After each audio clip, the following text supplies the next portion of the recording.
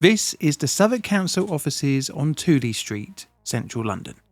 It's like all of the other 32 plus City of London local authority districts are responsible for council housing within their respective boundaries.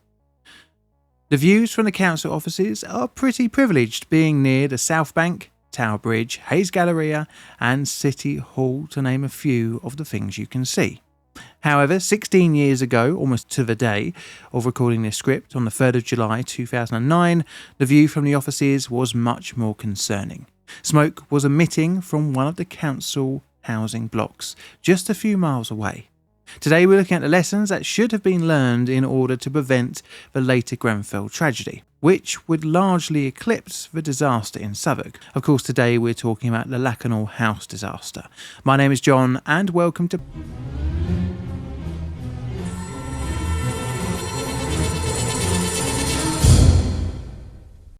Background. So London post-1945 was pretty beaten up from the big old, near mid-century mutual destruction and mass trying to not alive everyone event. Post-war, many parts of the inner London area required rebuilding. Many had been left homeless, and in an effort to replenish housing stock and thus reduce the displaced, it was thought that high-rise blocks would be the magic bullet to offer some relief to the city's housing concerns. During this same period, other post-war new towns were built for people to leave the capital altogether, but that isn't a story for today. Instead, we're going to look at an inner London council estate, penned during the late 1950s. So this is Camberwell, South London, around here on a map, and it is the location of Scarrow Gardens estate. The site, pre-estate, was the home to a group of historic buildings, which in the 1950s was being used as council offices. Now, with the council having control of the site, it made it much easier to build a council estate. This was to be two 16-storey buildings with 7-inch reinforced concrete cross walls at intervals of 11 feet 6 inches with 4.5-inch thick floor and roof slabs. Both towers are roughly the same size at 41 feet wide and 187 feet long. The two towers were Lakanal, Mary Carey. You see, every Plainly Difficult video has some kind of radiation link. In addition to the two towers, there are 4 6-storey blocks of maisonettes and 1 6-storey block of one-bedroom flats.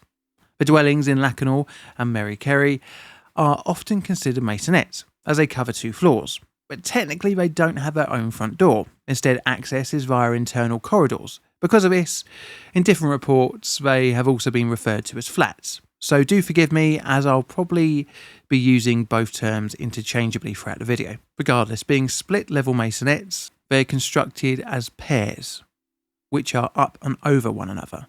For example, one would have its living room and kitchen over the other's bedroom. I hope this diagram I've made makes some kind of sense to the layout of the paired up flats. To reach between each masonette's internal floors, a hole is cut in the concrete floor slab. This was for a timber staircase. To help with internal fire suppression, they are protected using mineral fibreboard. However, the staircase does protrude slightly over into the communal corridors. The design afforded 4 points of escape in the event of a fire. This was via the main apartment entrance, out onto 2 balconies, one at each side of the block. This was from the kitchen living room area, and via a small dwarf door out from one of the bedrooms, out into the internal passageway. This was rather complex, and residents weren't actually informed of the uses of these fire escapes. Access to each odd number floor, i.e. the entrance floor to each masonette, was via a communal staircase and lift. The building was completed in 1960 under the ownership of the former Metropolitan Borough of Camberwell and was handed over in 1964 and 1965 to the newly formed Southwark Council. So in the 1970s, the building would receive its first of many refurbishments.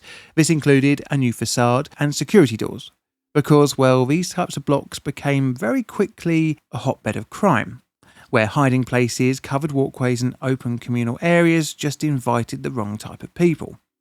Part of the refurbishment required the doors to have ventilation. This was done by wire vents in the centre of the door. It helped with ventilation, but would not be great for fire compartmentalisation. The facade was replaced with a timber frame with asbestos panel arrangement, because of course it would have asbestos.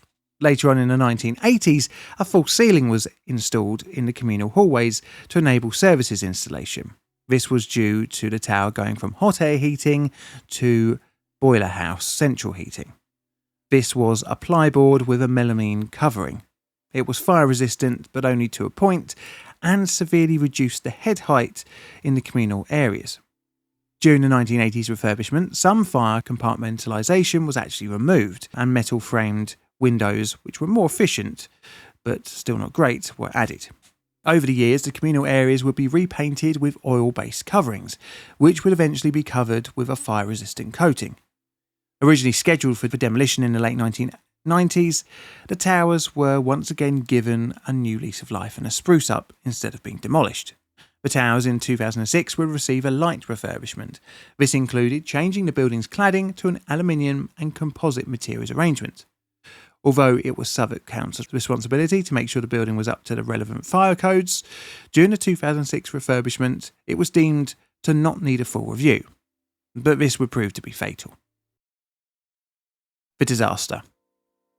It is the afternoon of the 3rd of July 2009, and everything seems normal in Lakanal House. At around 4:15 in the afternoon, a fire broke out in one of the bedrooms of flat 65. It would later be deemed it was a faulty TV set. Quickly, the combustible materials like bedding and furniture had caught alight. Residents in the masonette attempted to fight the fire, but quickly it was too much. A phone call to 999 was made at 21 minutes past 4. Around the same time, another call was made from flat 79 above, as smoke began to enter their apartment. Fire from the initial masonette had spread to the upper floor above via the window facade, assisted by a draft between the building and the cladding. Within 5 minutes, a significant portion of the building's exterior was ablaze. Just minutes after the first 999 call came in through, the first firefighters were on scene. There was a fire station just down the road at Peckham Road. The occupant of flat 79, seeing the smoke entering, asked the 999 operator whether they should stay or leave, but they were advised to stay put. By 4:23 p.m, 19 999 calls from Lakanal House had been received. By 4:42 p.m, another call had come in from flat 81 across from flat 79 on the 11th floor. At around the same time, flat 82 called in with their masonette filled with smoke as well. The fire had spread across floor 11. At 4:55 p.m, the operator at the 999 call centre noted the residents in flat 79 had gone silent. They had been on the phone to the 999 operator for nearly half an hour. Flat 53 on the 7th floor and flat 37 on the 5th floor was seen from the outside emitting smoke from the building's facade. Meanwhile, firefighters had been severely hindered in their efforts on the day of the fire. Emergency access lift was out of action due to refurbishment works.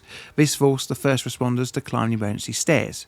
This was hindered even further by missing floor identification plates, requiring counting the floors as the firefighters went up. The building had in a shockingly quick time filled up with dark, thick smoke. The fire was blazing on multiple floors, blowing smoke into the sky.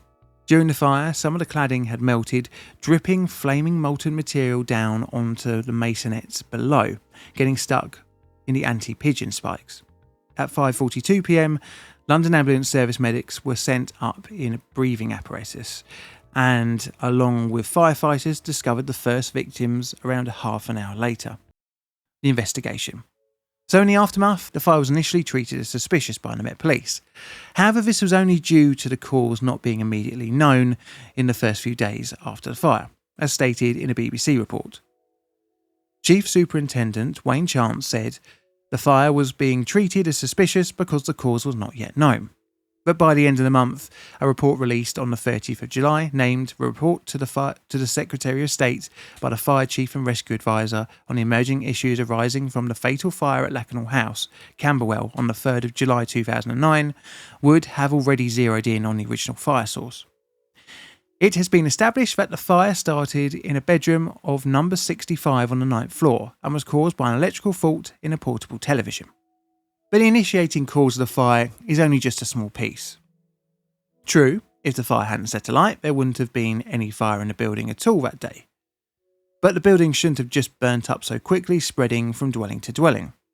Inspections of the building post-fire showed intense heat had travelled along both laterally and vertically, something that shouldn't have happened due to the theory of compartmentalisation. But clearly it didn't work on that day. Investigators discovered the poor compartmentalisation around the internal apartment staircases, as well as the flammable, when hot enough, false ceiling in the communal hallways. It was also found that the paint on the walls in the communal hallways had melted and caught on fire, even though it was rated for 60 minutes. However, it was found to have caught alight due to inconsistent application of its coating. It was also found that the compartmentalisation of the apartments was broken with improper sealing around the cuttings made for services installation, such as the hot water feed for the heating systems. The front doors, although proved to be fire resistant, as shown in this picture, were not smoke sealed, which allowed toxic and suffocating smoke to enter different dwellings via the communal corridors. The vents in the communal doors also helped to push the fire and smoke along the corridors, helping spread the fire quicker than intended. The tower block was confusing and had a complex layout, which led to confusion of both residents' ability to escape and for firefighting efforts to reach the stranded residents. Suffolk Council would plead guilty at the earliest opportunity in a 2017 hearing to 4 charges concerning breaches to health and safety regulations dating between 2006 and 2009.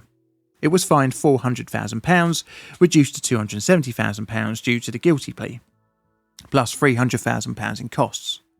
Reportedly, the council expressed sincere regret for the failures that were present in the building. Interestingly, many more properties under management of the council also fell short on inspections, apart from some select staff buildings. So that's my video on the Lakanal House fire. It's going to be a 3 on my scale, and this is what I've got for my root cause analysis card. Do you agree? Let me know in the comments below. This is a Plain Difficult production. All videos on the channel are Creative Commons Attribution Share Alike licensed. Plain Difficult videos produced by me, John, in the currently very hot corner of southern London, UK. And all that's left to say is thank you very much for watching, and Mr. Music, can you play us out please?